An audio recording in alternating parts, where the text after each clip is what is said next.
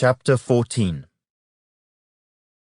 Then I looked, and behold, a Lamb standing on Mount Zion, and with him 144,000, having his Father's name written on their foreheads.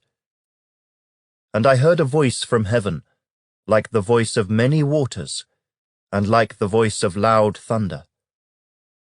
And I heard the sound of harpists playing their harps. They sang as it were a new song before the throne, before the 4 living creatures and the elders. And no one could learn that song except the 144,000 who were redeemed from the earth. These are the ones who were not defiled with women, for they are virgins. These are the ones who follow the Lamb wherever he goes. These were redeemed from among men, being firstfruits to God and to the Lamb. And in their mouth was found no deceit, for they are without fault before the throne of God. Then I saw another angel flying in the midst of heaven, having the everlasting gospel to preach to those who dwell on the earth, to every nation, tribe, tongue, and people, saying with a loud voice, "Fear God and give glory to him, for the hour of his judgment has come. And worship him who made heaven and earth, the sea and springs of water." And another angel followed, saying, "Babylon is fallen, that great city, because she has made all nations drink of the wine of the wrath of her fornication."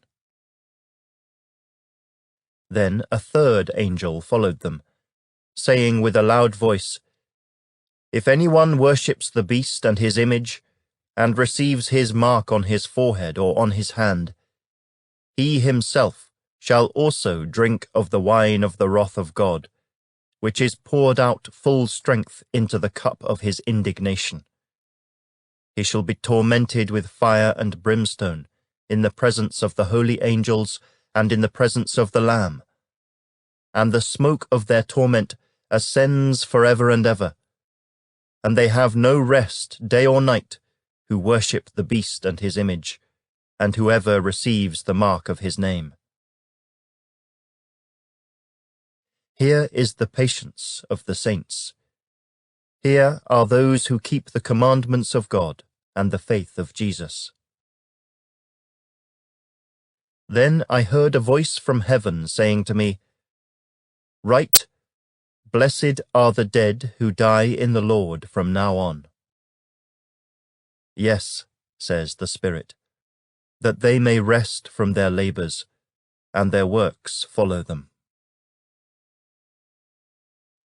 Then I looked, and behold, a white cloud, and on the cloud sat one like the Son of Man, having on his head a golden crown, and in his hand a sharp sickle.